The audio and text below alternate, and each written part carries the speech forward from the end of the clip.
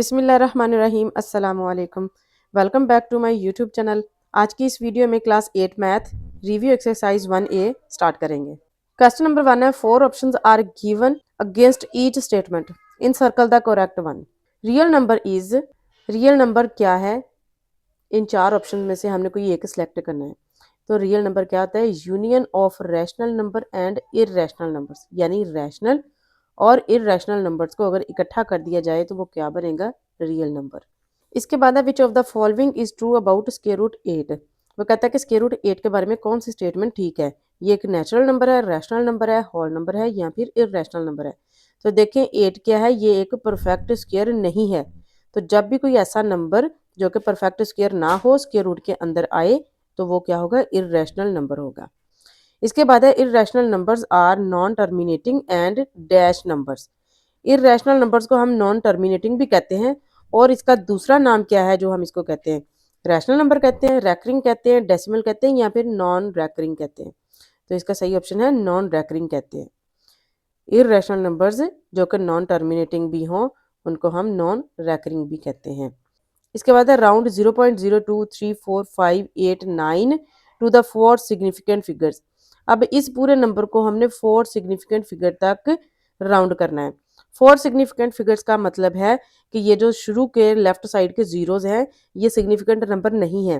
तो हमारे significant number शुरू हो रहे हैं 2 से, तो हमने 4 रखने हैं। 1 2 3 4 यानी 5 तक हमने नंबर रखने हैं, यही हमारे सिग्निफिकेंट नंबर होंगे। लेकिन ये सिग्निफिकेंट नंबर लिखने से पहले हमने 5 के जो साथ वाला नंबर है यानी 8 है, इसको चेक करना है क्या ये नंबर 5 है या 5 से बड़ा है।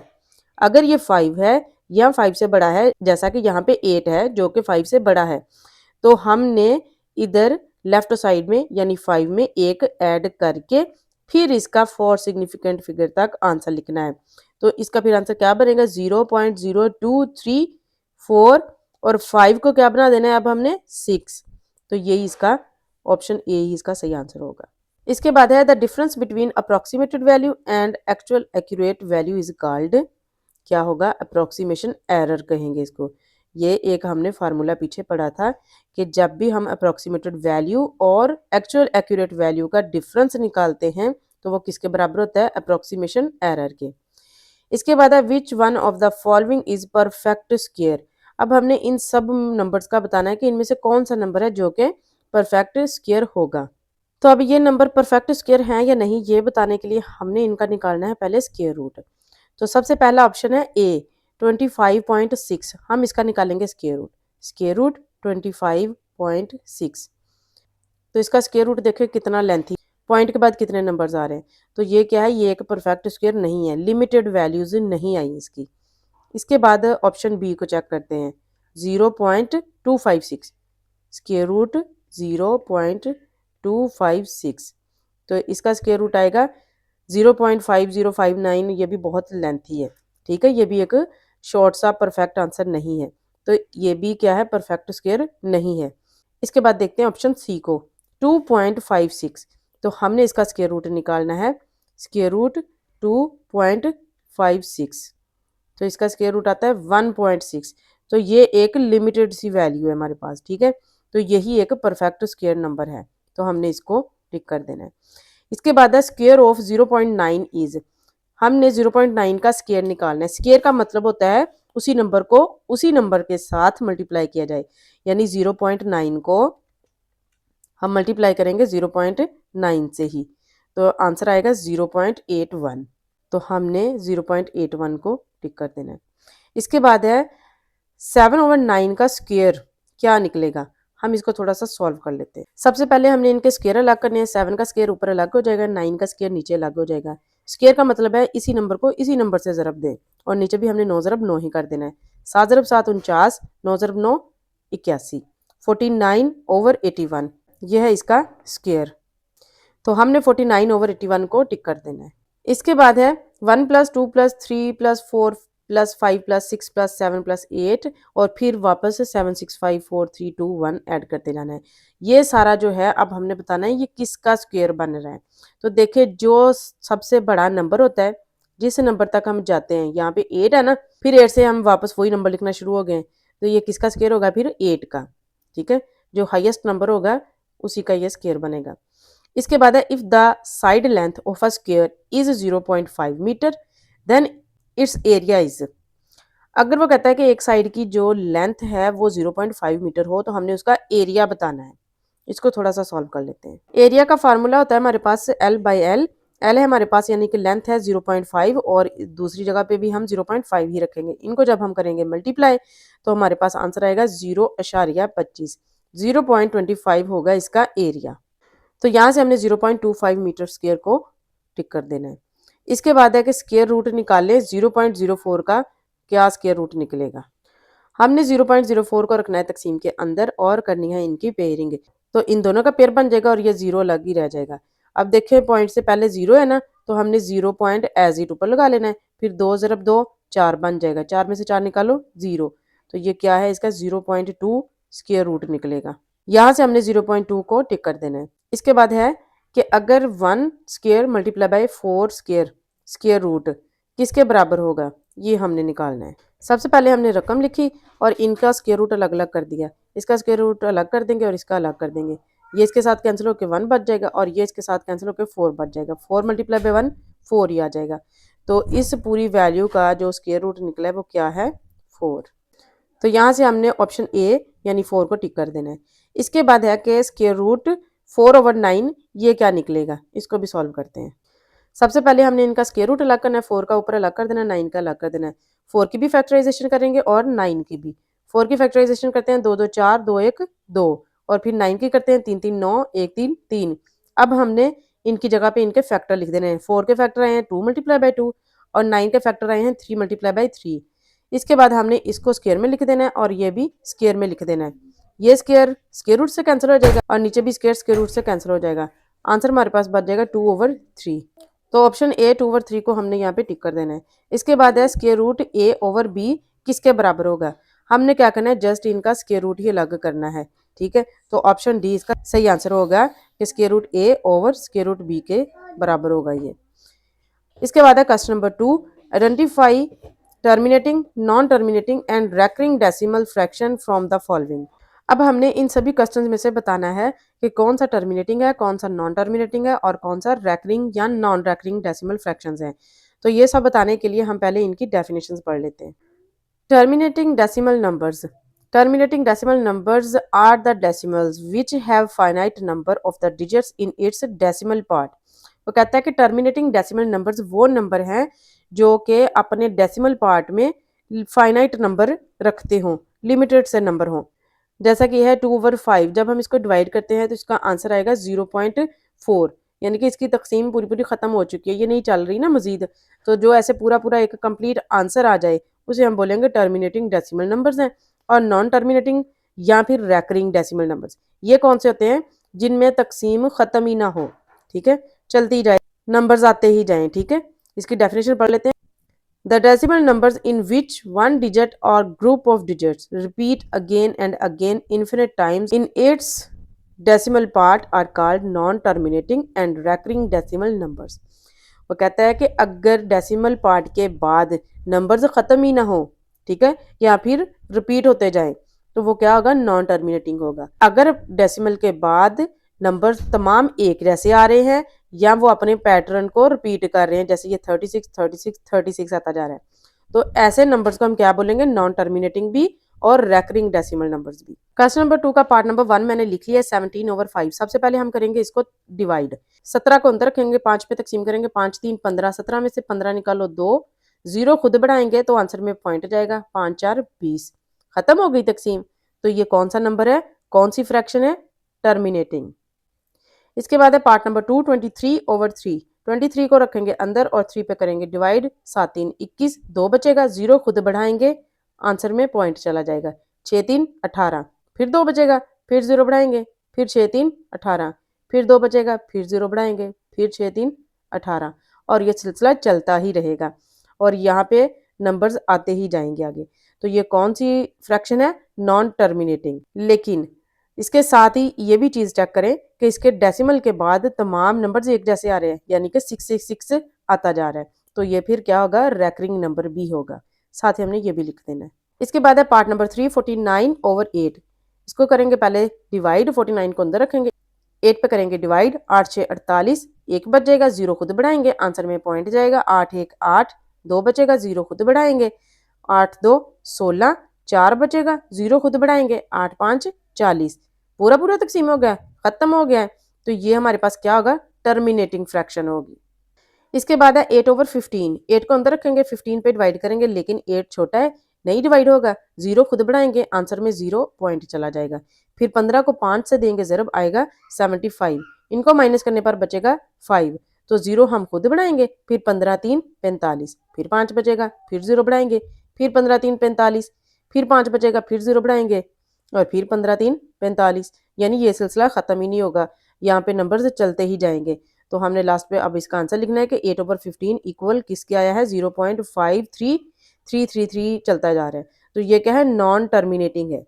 अब ये सिर्फ नॉन टर्मिनेटिंग ही है, ठीक है, या फिर हम इसको नॉन रैकरिंग कहेंगे, क्योंकि इसमें ये 5 आ गया ना, इसलिए ये नॉन रैकरिंग है। अगर यहाँ पे भी 3 होता, यानी पॉइंट के बाद सिर्फ 333 ही चलता रहता, तो फिर ये रैकरिंग होना था।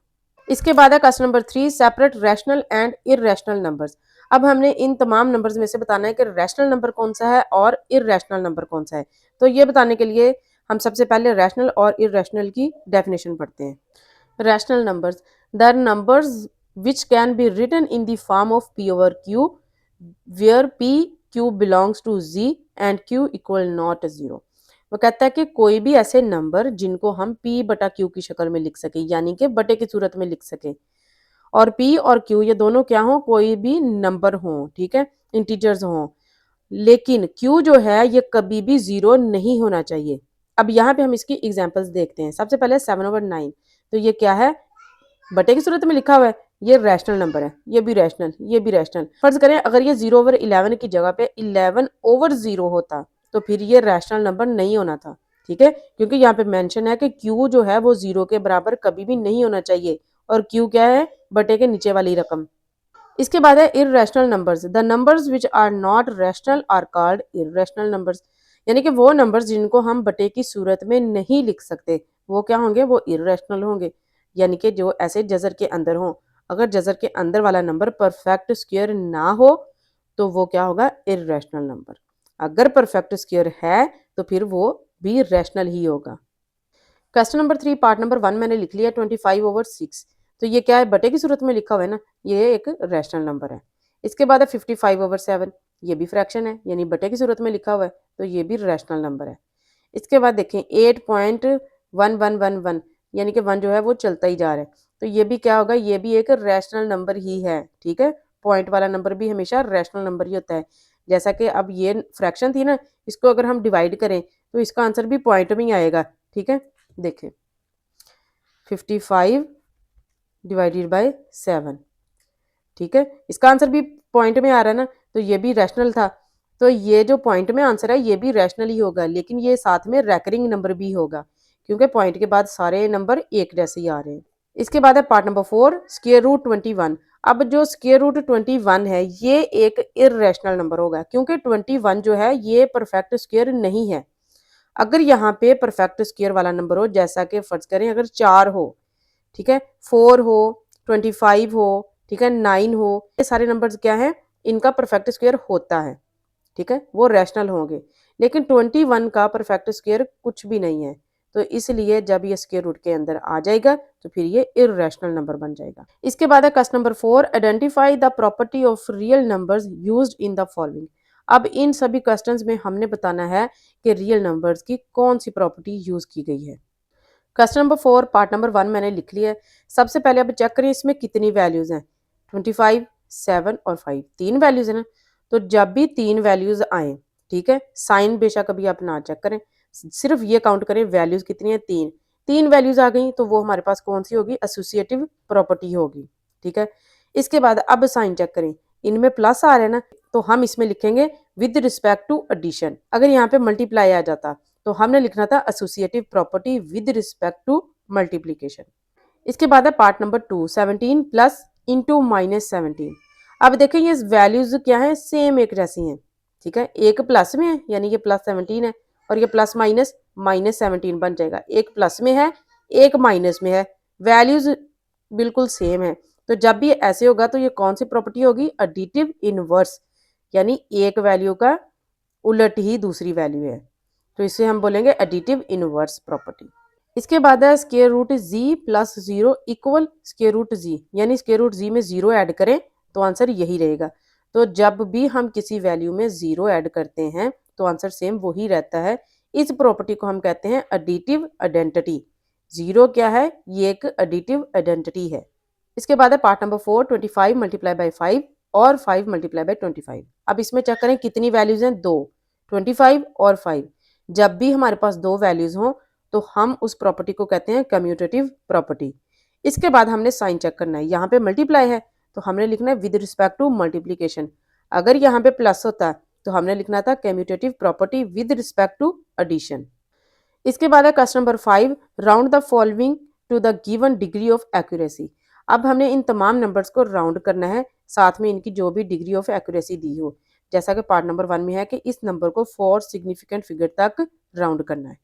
यहाँ पे मैंने क्वेश्चन नंबर 5 पार्ट नंबर 1 लिख लिया है, इसको हमने 4 सिग्निफिकेंट फिगर तक राउंड करना है। 4 सिग्निफिकेंट फिगर का मतलब है हमने सिर्फ इसमें 4 नंबर रखने हैं, 1 2 3 4, यहाँ तक हमने नंबर लिखने हैं। लेकिन जो 4 वाला नंबर होगा इसको हमने राउंड करना है इसके साथ वाला नंबर देखते हुए। अगर ये 5 है या 5 से बड़ा है तो हमने यहाँ पे एक ऐड करना है। अगर यहाँ पे 5 से छोटा नंबर है, जैसा कि यहाँ पे 3 है, तो हमने इसमें कुछ भी ऐड नहीं करना है, इसको एज इट ही रहने देना है। तो हमारा आंसर बनेगा 5982। ठीक है, यहाँ तक हमारे 4 सिग्निफिकेंट फिगर हो गए और आगे जितने नंबर हो उनको हमने 0 0 बना के लिख देना है। ये हमारा 4 सिग्निफिकेंट फिगर का आंसर आ चुका है।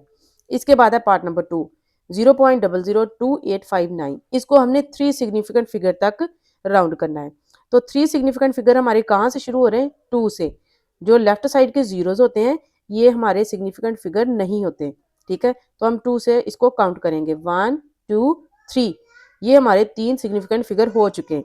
लेकिन जो तीसरा वाला नंबर है इसको हमने राउंड करके लिखना है, ये साथ वाला नंबर चेक करके। अब यहाँ पे 9 है यानी कि 5 से बड़ा है, तो हमने 5 में एक ऐड कर देना है।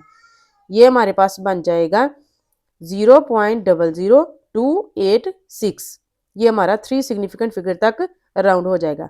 अब देखें यहाँ पे 9 है ना, एक नंबर आगे, हमने यहाँ पे 0 अब नहीं लगाना, क्योंकि अब हम पॉइंट वाले नंबर का सिग्निफिकेंट लिख रहे हैं। जब पॉइंट के बगैर वाले नंबर्स का सिग्निफिकेंट लिखें तो फिर हम जो नंबर बचते हैं उनको 0 बना देते हैं, लेकिन जब पॉइंट वाले में लिख रहे हो तो फिर नहीं लिखते। इसके बाद है पार्ट नंबर 3, 45.35946। इसको हमने 2 डेसिमल प्लेसेस तक लिखना है, यानी कि पॉइंट के बाद सिर्फ 2 हमने नंबर रखने हैं। तो इसको राउंड करते हैं 45 पॉइंट, यहाँ तक तो हमारा आंसर सेम ऐसे ही आ जाएगा। 1 2 ये 2 डिजिट बनते हैं ना हमारे, जो हमने पॉइंट के बाद रखने हैं। तो जो 5 होगा इसको राउंड करके रखना है इस वाले नंबर को चेक करते हुए। अब ये 9 है यानी 5 से बड़ा है, तो हमने 5 में एक ऐड करना है। ये 3 5 से 3 6 बन जाएगा और यही इसका 2 डेसिमल प्लेसेस तक आंसर है। इसके बाद है पार्ट नंबर 4, 25/8। इसको हमने 2 डेसिमल प्लेसेस में राउंड करना है। तो सबसे पहले हम इसको करेंगे डिवाइड। 25 को अंदर रखेंगे, 8 पे डिवाइड करेंगे, 8 3 24, यहाँ से 1 बचेगा, 0 खुद बढ़ाएंगे, आंसर में पॉइंट जाएगा। 8 1 8, 2 बचेगा, 0 खुद बढ़ाएंगे, 8 2 16, 4 बचेगा, 0 बढ़ाएंगे, 8 5 40, पूरा पूरा तकसीम हो गया। 3.125 ये इसका आंसर निकला है। अब इस वैल्यू को हमने 2 डेसिमल प्लेसेस तक राउंड करना है। 2 डेसिमल प्लेसेस यानी पॉइंट के बाद सिर्फ 2 नंबर रखने हैं। तो हमारा 1 2 यहाँ तक हमने नंबर रखने हैं, लेकिन इसको राउंड करके रखना है। तो हमने ये वाला नंबर चेक करना है, यहाँ पे 5 है ना, तो हमने एक इधर ऐड करना है। 1 2 से ये 1 3 बन जाएगा। यही इसका 2 डेसिमल प्लेसेस तक आंसर है। इसके बाद है पार्ट नंबर 5, 15/7। इसको 2 डेसिमल प्लेसेस तक राउंड करना है। सबसे पहले इसको डिवाइड करेंगे, 15 को अंदर रखेंगे, 7 पे डिवाइड करना है, 7 2 14, 1 बचेगा, 0 बढ़ाएंगे, आंसर में पॉइंट जाएगा। 7 1 7, 3 बचेगा, 0 बढ़ाएंगे, 7 4 28, 2 बचेगा, 0 बढ़ाएंगे, 7 2 14, 6 बचेगा और ये तकसीम खत्म ही नहीं होगी, चलती जाएगी। अब देखिए हमने तो आंसर लिखना है सिर्फ 2 डेसिमल प्लेसेस तक, तो यहाँ पे हमने पॉइंट के बाद 3 नंबर बना लिए, इतना ही काफ़ी है। अब हम इसको यहाँ पे लिखेंगे। अब हमने इसको राउंड करना है 1 2 2 डेसिमल प्लेसेस तक। तो ये वाला नंबर चेक करेंगे, यहाँ पे ये 5 से छोटा है ना, तो हमने यहाँ पे कुछ भी ऐड नहीं करना, 2.14 ही रह जाएगा। अगर यहाँ पे 5 होता तो फिर हमने इसको 1 4 से 1 5 बना देना था, यानी इस साइड पे एक ऐड करना था। इसके बाद है पार्ट नंबर 6, 0.07895 इसको 4 सिग्निफिकेंट फिगर तक करना है। तो शुरू के नंबर जो हैं ये तो हमारे सिग्निफिकेंट नहीं होंगे, तो यहाँ से काउंट करते हैं 1 2 3 4 नंबर रखने ना सिग्निफिकेंट, तो इस नंबर को राउंड करके रखना है, यानी 5 को राउंड करके रखना है। लेकिन कैसे? इसके साथ वाले नंबर को चेक करके। यहाँ पे है 2, 5 से छोटा है, तो इसमें हमने कुछ भी ऐड नहीं करना। हमारा आंसर बन जाएगा 0.07895। ठीक है, और 0 भी हमने आगे नहीं बढ़ा के लिखना अब, क्योंकि हम पॉइंट वाले नंबर का सिग्निफिकेंट बता रहे हैं। ठीक है, इसके बाद है question number 6, Javeria bought 25.75 metres of cloth and Salma bought 78.28 metres of cloth. Find the total length of cloth, also round the answer to. अब हमने बताना है कि जवेरिया ने इतना और सलमा ने इतना कपड़ा खरीदा था, दोनों ने टोटल कितना खरीदा होगा, पहले तो हमने ये बताना है। फिर जो आंसर निकलेगा उस आंसर को हमने 3 सिग्निफिकेंट तक भी राउंड करना है और 1 डेसिमल प्लेसेस तक भी राउंड करना है। तो यहाँ पे सबसे पहले हम लिखेंगे जवेरिया बॉट क्लॉथ 25.75 मीटर और Salma bought cloth 78.28 metre. Total cloth, दोनों ने टोटल कितना कपड़ा खरीदा है, इन दोनों को हमने जमा कर देना है। जमा करने पर हमारे पास आएगा 104.03 मीटर। पहला पार्ट था कि हमने इस आंसर को 3 सिग्निफिकेंट तक लिखना है। तो 3 सिग्निफिकेंट फिगर हमारे पास कौन से हैं? 1 2 3, यानी 104 मीटर, यही हमारे पास सिग्निफिकेंट नंबर है 3। हमने इसको राउंड करके लिखना था ना, साथ में देखें 0 है, 5 से छोटा है, तो हमने इस नंबर में कुछ भी ऐड नहीं करना। 104, यही 3 सिग्निफिकेंट हमारा आंसर बन जाएगा। इसके बाद इसी आंसर को हमने 1 डेसिमल प्लेसेस में भी लिखना है। तो 1 डेसिमल प्लेसेस का मतलब है पॉइंट के बाद एक नंबर रखना है। तो 104 तो हमारा ऐसे ही आ जाएगा। अब पॉइंट के बाद एक नंबर हमने कैसे लिखना है? राउंड करके लिखना है। तो देखें यहाँ पे 3 है, यानी 5 से छोटा है, तो इसमें हमने कुछ भी ऐड नहीं करना, ये एज इट ही रह जाएगा, 104.0 आ जाएगा। और पॉइंट के बाद जो 0 होता है इसको हम लिखें या ना लिखें कुछ फर्क नहीं पड़ता, तो 104 मीटर इसका आंसर आ जाएगा। इसके बाद है question number 7, the cost of 10 kg rice is 1557 rupees and the cost of 15 kg sugar is rupees 1278 rupees. What will be the cost of both items? Also round the answer up to 2 significant figures. वो कहता है कि अगर 10 kilo चावल की कीमत है इतनी और 15 किलो शुगर की कीमत है 1278 रुपये, तो हमने बताना है कि दोनों चीज़ें खरीदने में टोटल कितने पैसे लगेंगे। ठीक है, और इसके बाद जो आंसर निकलेगा उस आंसर को हमने 2 सिग्निफिकेंट फिगर तक राउंड भी करना है। तो पहले लिखेंगे कॉस्ट ऑफ 10 kg राइस, वो थी 1557, और कॉस्ट ऑफ 15 kg शुगर, इसकी कीमत थी 1278 रुपये। टोटल कॉस्ट यानी इन दोनों को ऐड कर देंगे, इन दोनों को ऐड करने पे आएगा 2835 रुपये। अब हमने इस नंबर को 2 सिग्निफिकेंट फिगर तक राउंड करना है। तो 2 सिग्निफिकेंट नंबर कौन से हैं? 1 2, तो 8 को हमने राउंड करके लिखना है, साथ वाले नंबर को चेक करना है राउंड करने के लिए, तो वो है 3, यानी 5 से छोटा, तो हमने 8 में कुछ भी ऐड नहीं करना, तो 2 8 ही रह जाएगा। अब देखें ये पॉइंट के बगैर वैल्यू है ना, तो हमने जो नंबर बच गए हैं इनको 0 0 बना के लिख देना है। इसी के साथ आज की वीडियो में हमारी एक्सरसाइज क्वेश्चन नंबर 7 तक कंप्लीट हो चुकी है। नेक्स्ट वीडियो में इंशाल्लाह हम इसके बाकी क्वेश्चन करेंगे। Thanks for watching. अल्लाह हाफिज़।